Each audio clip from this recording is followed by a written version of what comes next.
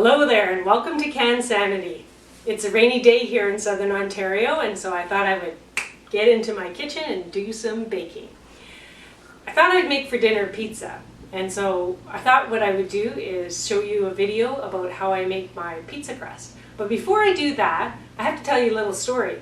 When I went out to go get my flour for my baking needs for the next couple of weeks, I guess because of COVID-19, everything is flying off the shelves, and so when I went to my favorite flour mill, all there was left was a 22.5 kilogram bag of flour. And so I thought, oh well, I guess I'm going to be doing some baking. Let's see how long it takes for me to get through this bag of flour. So I've already set myself up here for this demonstration, and when I decide that I'm going to spend some time doing some baking in my kitchen, I usually do a few things at once, especially when I'm making something with yeast. If you're making bread or pizza crust with yeast, if the kitchen is warm, it's going to help the rise of the bread or the pizza in this case. So I got in the kitchen early and I made some peanut butter cookies made with soy nut butter because my daughter's allergic to peanuts. And I made a peach cobbler with frozen peaches from last year. And in this house, we have cobbler, pie, or crisp for breakfast. And so I made a extra large size so that we could have a nice a couple days of breakfasts. So I have breakfast, I have dessert, and now I'm going to make dinner.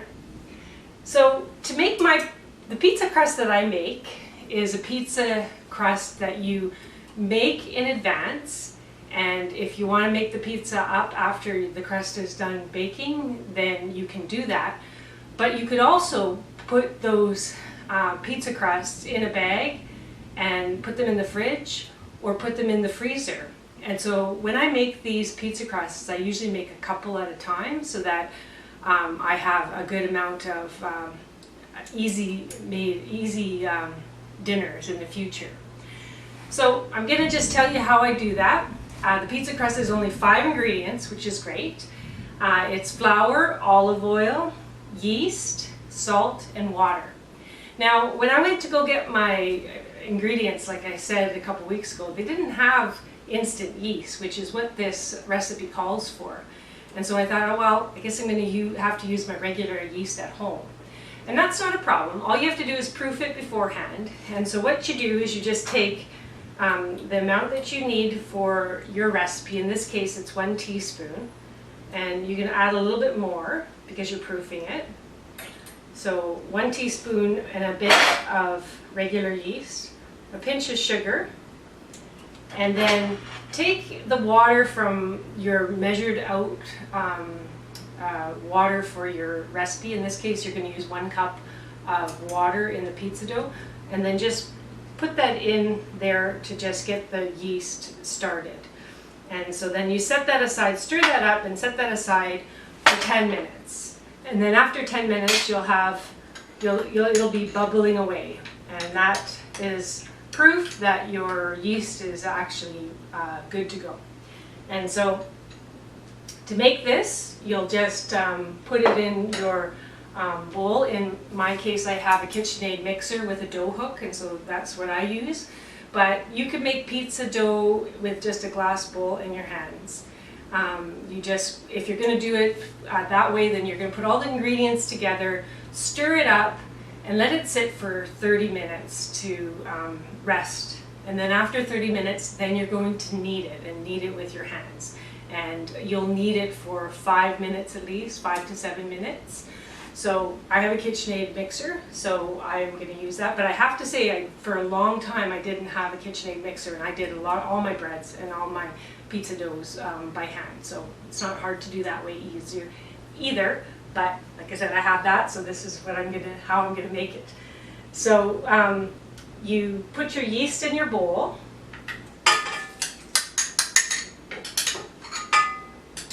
Add 3 cups of flour.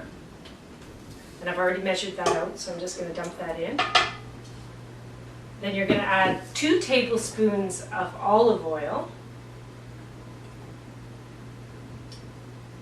a teaspoon and a quarter of salt.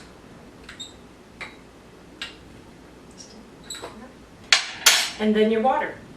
And you're going to do a cup of water. And your water has to be lukewarm. You don't want it to be hot or not too warm because it will kill the yeast. Just put that in there. And then you mix it up. I would just mix it up a little bit before I started my dough hook going. And if you don't have a KitchenAid mixer, you just mix it so that it all came together into a ball. And then, for me, I would just turn the KitchenAid mixer on, and then once it formed a ball, and it was all sticking together, then I would set my timer for 5 to 7 minutes. Now, I've already done that, so I'm not going to have that noise and have that running while I talk about the rest of the process. So once that's done, you're going to take that dough and you're going to put it in a bowl like this that's oiled, and then you're going to put a tea towel over top of it, and then you're going to put it in a warm place to rise for 45 minutes. It won't rise too high. You haven't put a lot of yeast in this, but it will rise. And then after that, for the best flavor, you will put it in your fridge for 4 hours up to overnight. And then it actually makes the best flavor for the pizza dough. So I've already done that. I've already risen it for 45 minutes, put it in the fridge, and then I've taken it out.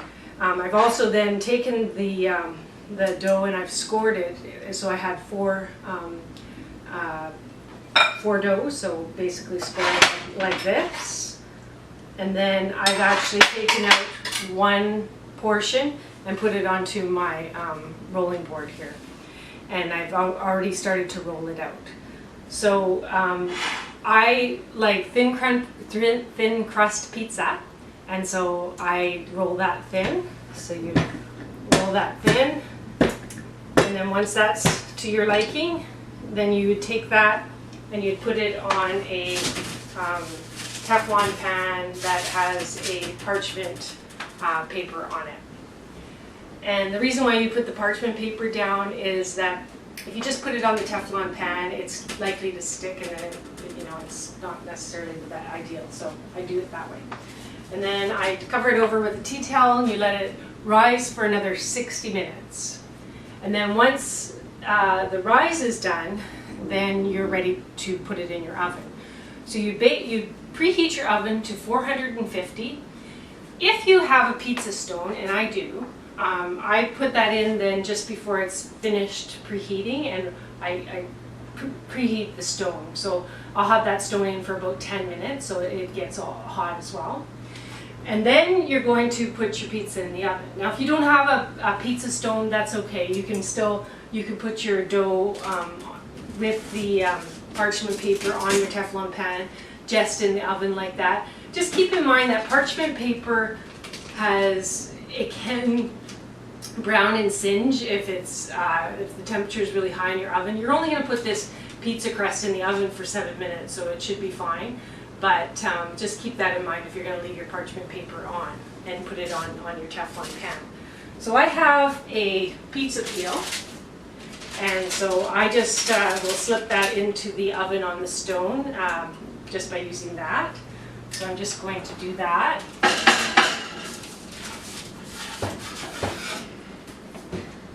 And then I'm going to set my timer for 7 minutes. And while that's baking, I'm just going to talk a little bit about the other ingredients that or how I put the pizza together. So what I do then, after that's baked and finished, it'll look like this.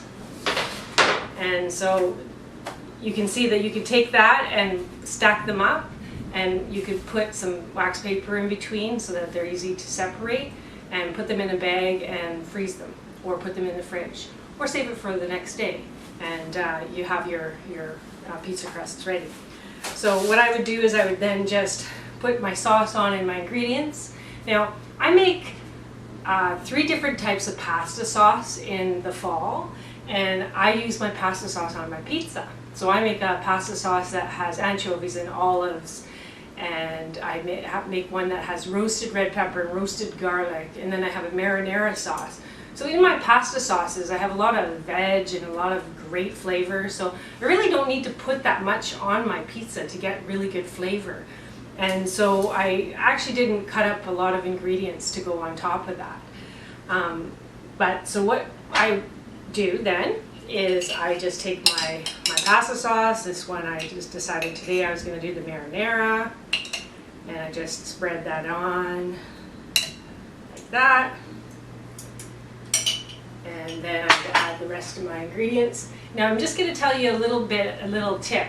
If you, while it's baking for 7 minutes, you'll see sometimes that it'll puff up more like a pita. And if you want it to not have a shape more like this is one that I didn't do anything with. It has kind of more really rustic shape. If you want it to be more flat like a traditional pizza, then just get in there with your knife and just poke some of those bubbles down so that it's just a little bit flatter while it's baking.